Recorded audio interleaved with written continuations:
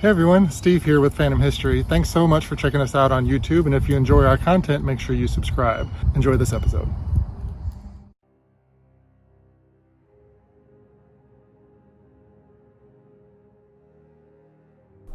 Eric enjoyed his job as a security guard. The hotel was quiet, the clientele was well-to-do, and to save money, he would quietly crawl into an attic space to sleep during the day before emerging in the evenings for a shower, his dinner, and the beginning of his next night shift. It was an exciting life for a young single man enjoying life in San Diego, California. But it didn't take very long for Eric to discover that he was rarely alone in the hotel, especially in his hidden, converted bedroom. Eric's sleeping space was dark enough to allow him to sleep during the bright Southern California days, but a small window let in just enough sunlight for him to see his surroundings. That's why he knew it wasn't a trick of the light when he saw the misty, transparent figures that would often float through the space. Their detail wasn't clear, but he saw wisps of human-shaped mist emerging from the floor below him and quietly disappearing into the ceiling. That's when all doubt left Eric's mind. Yes, historic Hotel Del Coronado was definitely haunted, and the stories guests shared with him and the experiences he had there were suddenly validated and very, very real. I'm Steve Blanchard. Welcome to Phantom History.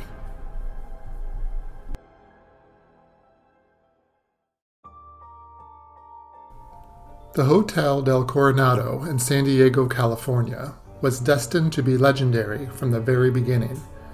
Conceived by founders Elisha Babcock Jr. and Hampton L. Story, the hotel was magnificent in every way imaginable. Constructed in 1886 and 1887, it opened its doors in 1888. The Coronado rested on the island of the same name, just off of San Diego's coast. It was, and is, huge.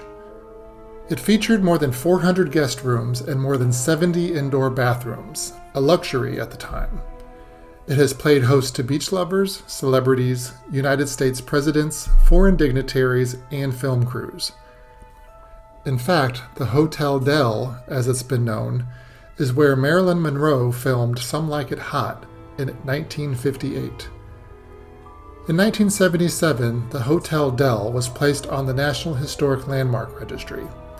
By this time, had also become known as a haunted destination. Eric, who now lives in Louisiana, began working at the hotel as a security guard in 2010. From his very first night, he heard stories of spectral encounters from guests. My first night working there, I was with a guy that was training me, and he said, "We got to go, deliver this." I don't know if it was toothpaste, something for the bathroom. A guest will say, "Hey, I need this." So we'll go get it out of the shop, unlock it, and we'll deliver it to their room. So we take it to this lady's room, and she opens the door and she says, "Hey, do you guys want to see a ghost?" And I was like, "See a ghost?" I'm like, what does she have?" She's like, "I took this picture earlier in the hallway," and she pulled it up on her camera. And this is the only way I can really, I throw everything out, because I'm very skeptic.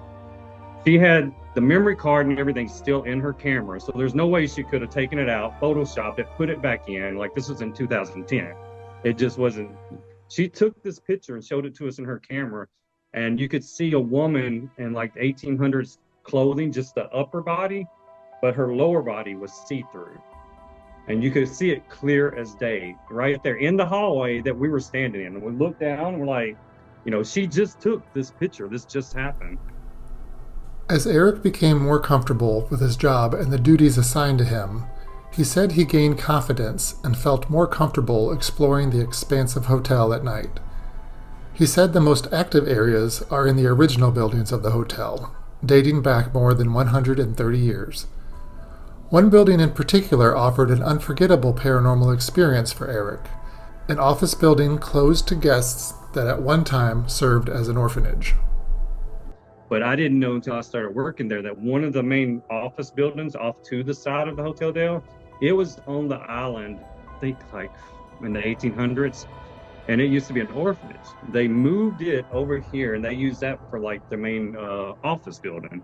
So there's not a lot of traffic in there at night, but we still go patrol it every now and then to make sure everything's okay. Well, some of the guards, not me, but they said they reported that they've seen kids' handprints on the windows of the doors going in and out.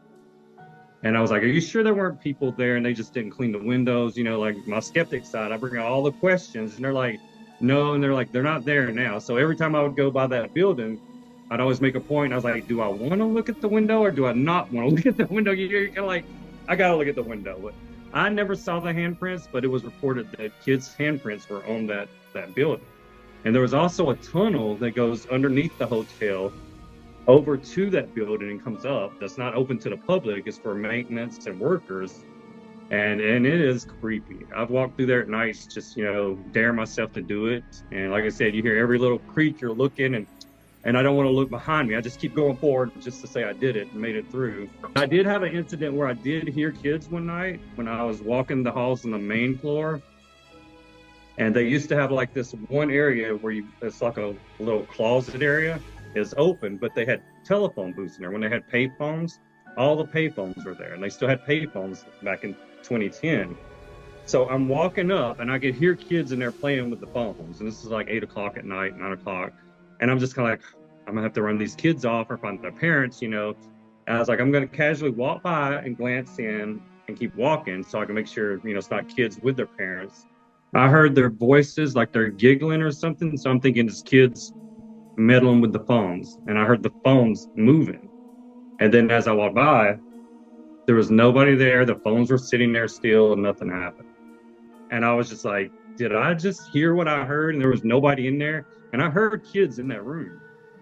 Experiences like Eric's don't get as much attention as others. That could be because they're not as easily documented and have fewer witnesses.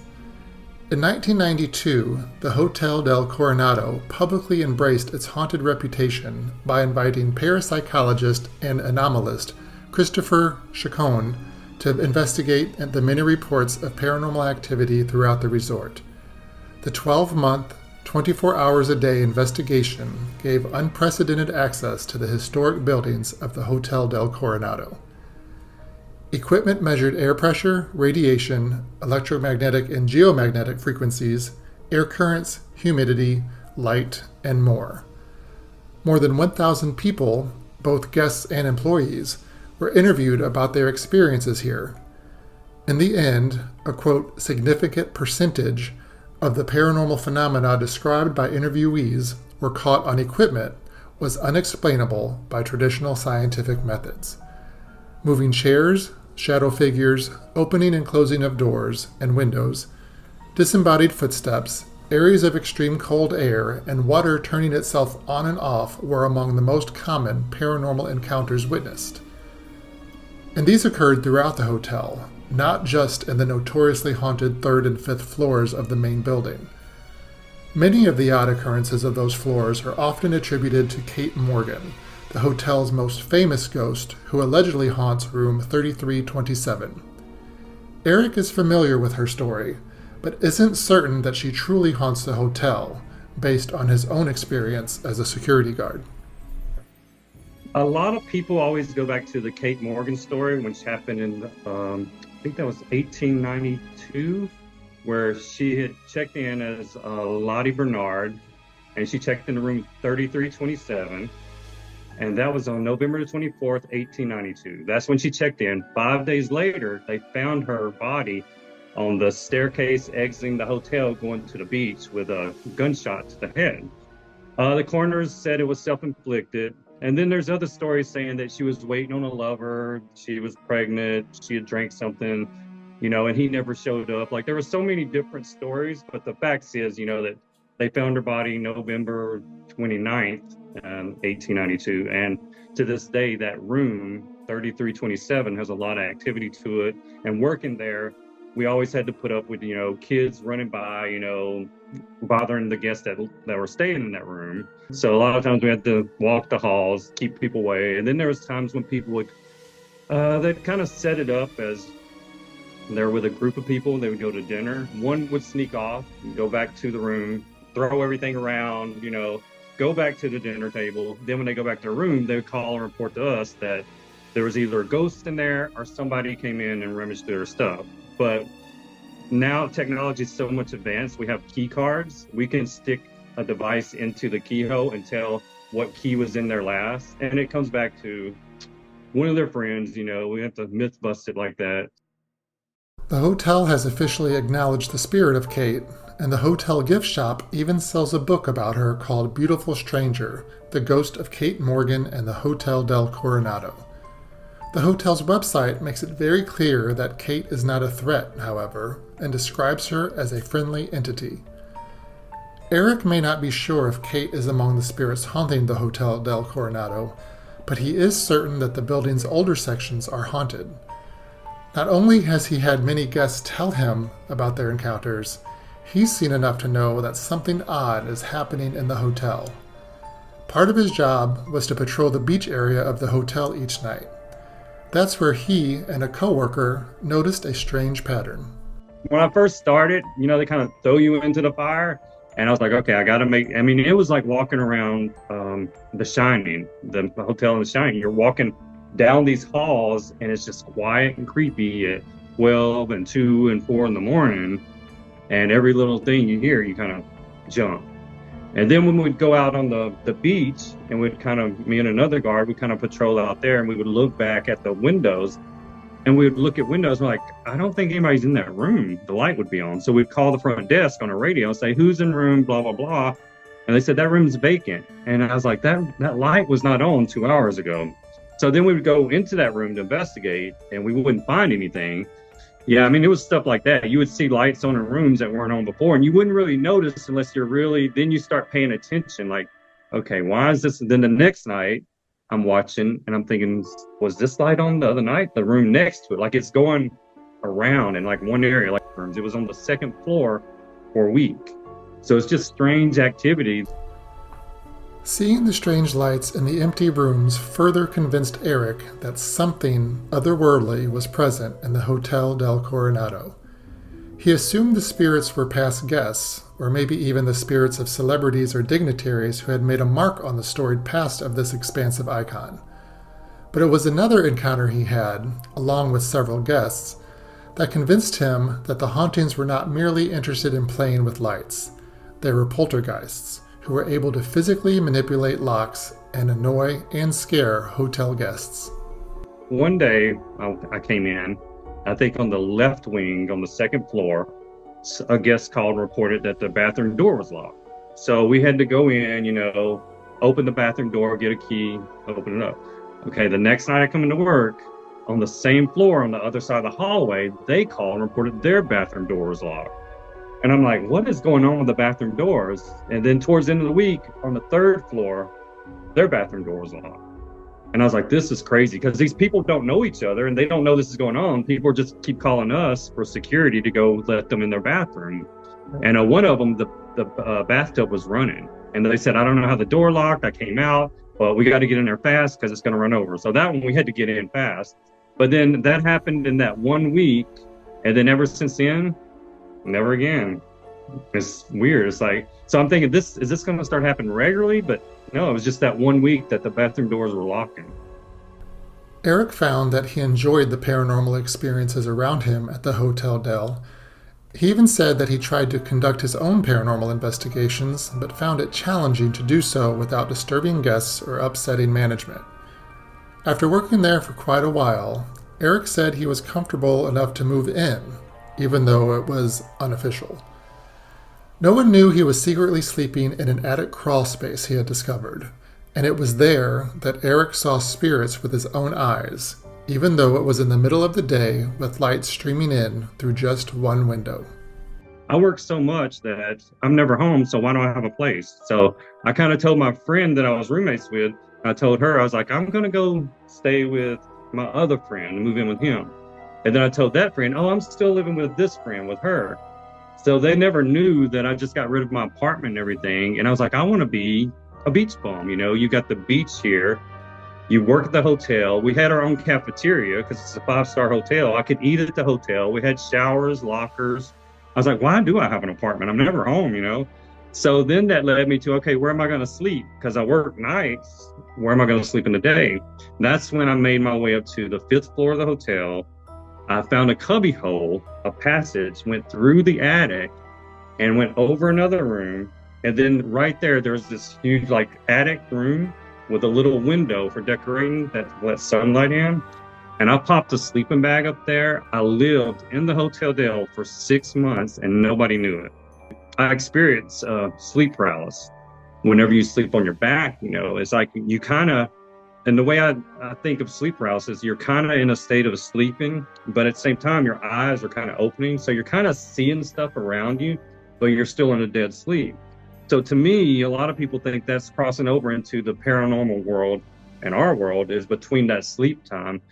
You can't move, you can't holler, but you can see, and I see stuff coming up from the attic, from the floor, but it would be the room below me, their ceiling, but I'm sleeping above them, and I would see figures coming up, but it wouldn't be like a solid figure. It would just be kind of like a wave, a 3D dimension thing coming up from the floor, but it wouldn't bother me or do anything. And I couldn't move, I couldn't scream, I couldn't do anything. I'm just like freaked out watching this. And I think that was in my sleep paralysis. When you're half awake and you're half asleep, you see stuff through that realm. So, are the spirits of the hotel residual, intelligent, or perhaps something more? Eric believes it's a mixed population. Plenty of odd things happen in the evenings here, according to guests, but a fair share of sightings have occurred in the morning and the afternoon hours as well, according to Eric. That, mixed with the physical activities that have so far been unexplained, indicate to him that the Hotel Del Coronado's occupants are comfortable, curious, and maybe just a little bit feisty. I think both, and I think there's more than one. Like I said, that one with the bathrooms, I'm like, that had to be like a trickster or maybe a kid, one of the kids, from the orphanage. But I think it's a lot of mixture. But a lot of people always go back to Kate Morgan. I'm like, working there for 2 years, we know there was more than just one. The front desk, we always got calls, from the girls at the front desk. They're scared every night. So we'd normally have to go down there and babysit them because they would hear stuff move in the lobby and stuff when no one's in there. And so one of us would have to go sit with them for like an hour or two until they were calmed down. Like I only worked there on the night shift for those 2 years. There's no telling, my night's off, or in the daytime stuff kind of happens. I mean, even housekeeping was scared in the daytime. I'd come walking out of one room and one would be going in and she would just scream that the door moved right when I pulled from the other side. Like everybody was kind of jumpy that worked there.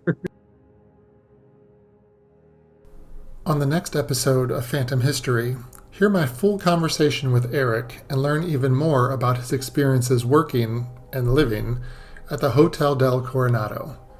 Thank you to Eric for taking the time to share his very personal experiences while working at the hotel for this episode of Phantom History. You can learn more about Eric by following his YouTube channel at D.O.A. Investigations, where he takes a lighthearted look at all things spooky. You can also learn more about the hotel on their website, hoteldel.com, where you can also make your reservation. This episode was written, produced, and edited by me, Steve Blanchard. Music was provided by Sean Ivers and Purple Planet Music. For more information on the podcast or for general spooky and historic adventures, follow our revamped YouTube channel at Beast and Steve, where me and my husband talk to interesting people from all backgrounds, explore haunted and historic locations, and share all of our fun experiences with you. As always, thanks for listening. Thank you for watching that. I want to remind you that you can subscribe to our YouTube channel and check out all of the Phantom History content, as well as visit phantomhistory.com to watch more podcasts and learn about our adventures, as well as sign up for our newsletter so you will always be notified when new content drops.